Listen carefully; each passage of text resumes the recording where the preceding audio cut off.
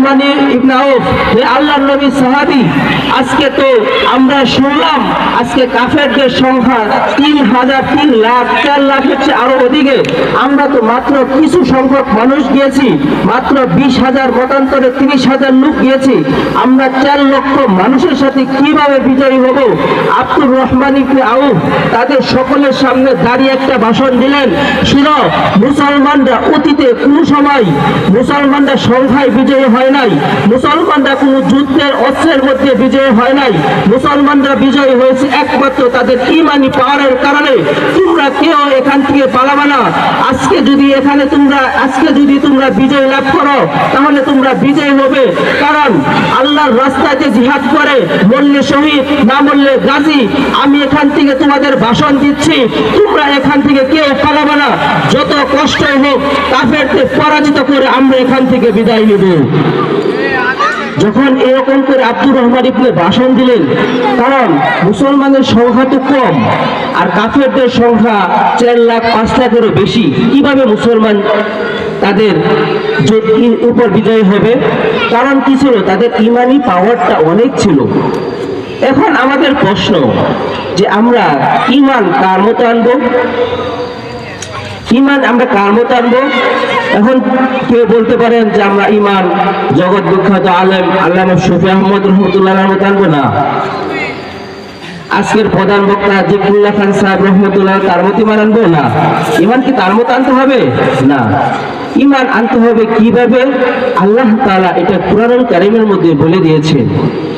আমি আপনাদের সামনে আয়াতটা তেলাওয়াত করেছি যে ইন্নাল্লাযীনা আমানু ওয়া আমিলুস সালিহাত কানাত লাহুম জান্নাতুল ফিরদাউসি নুজুলা। সম্মানিত উপস্থিতি, আয়াতের মধ্যে আমরা সকলে মৃত্যুবরণ করব কি করব না বলেন তো? এখন মৃত্যুবরণ করলে আমরা সকলে মরার পর কি জান্নাত চাই না জাহান্নাম চাই? জান্নাত চাই। তাহলে আমরা যদি আজকে মৃত্যুবরণ করি তাহলে পরপর আমরা সকলেই জান্নাতে যাব। এই জান্নাতে যাব এরকম মানুষ 2 প্রকার। কয় প্রকার? 2 প্রকার। 1 নাম্বার, একটা মানুষ মরার সাথে সাথে জান্নাতে যাবে, তার কোনো হিসাব হবে না, তার কোনো কিছু জিজ্ঞাসা হবে না। এখন মরবে, আল্লাহ তাআলা তাকে সাথে সাথে কি দিবে? জান্নাত দিয়ে দিবে। এটা হলো 1 নাম্বার। আরেকটা ক্যাটাগরির লোক হলো সে জান্নাতে যাবে কিন্তু সমস্ত সাজা ভোগ শাস্তি ভোগ করে পরে কই যাবে? জান্নাতে যাবে। এখন আমরা এই 2টার মধ্যে কোনটা চাই সবাই? প্রথমটা না দ্বিতীয়টা? সবাই দুখুল আউয়াল, প্রথমটাই কি করতে চাই? প্রবেশ করতে চাই, যে এখন মরলে যেন আমরা সাথে সাথে কই যেতে পারি? জান্নাতে যেতে পারি। এখন প্রথমটা যেহেতু চাই আমরা, তাহলে প্রথমটার মধ্যে 2 ক্যাটাগরির লোক। কয় ক্যাটাগরি ভাই? 2 ক্যাটাগরি।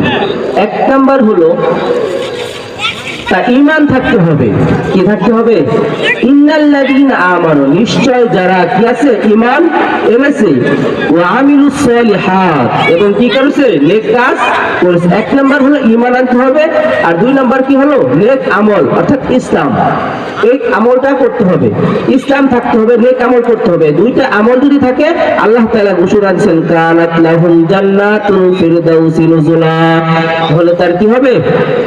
জান্নাতুল ফিরদাউসি নুজুলা। এটা ছোট জান্নাত না, হাই কোয়ালিটি, অনেক বড় মানের জান্নাত, ফিরদাউসি নুজুলা।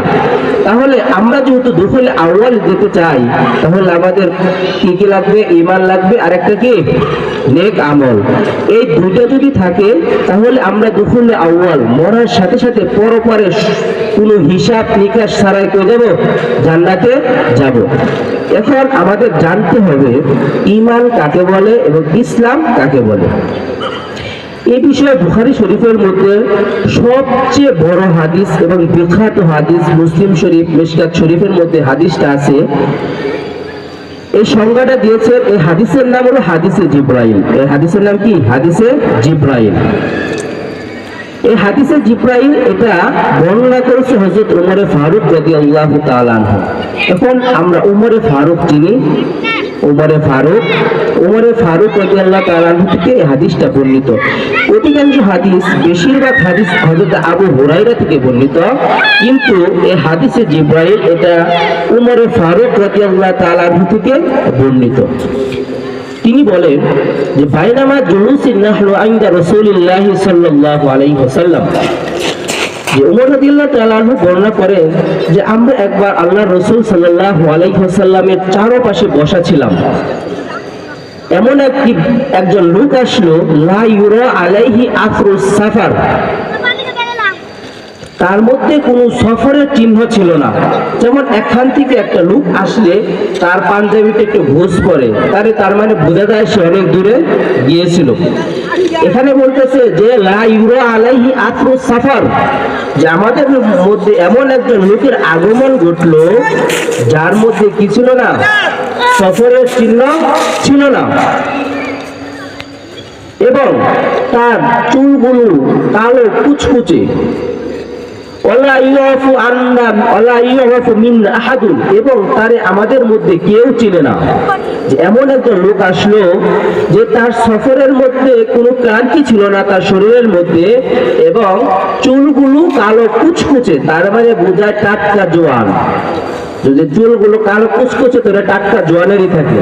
তাহলে এমন একজন লোক আসলো যে তার মধ্যে সফরের চিহ্নও ছিল না, এবং চুলগুলো কালো কুচকুচে, তার মানে টাটকা জোয়ান।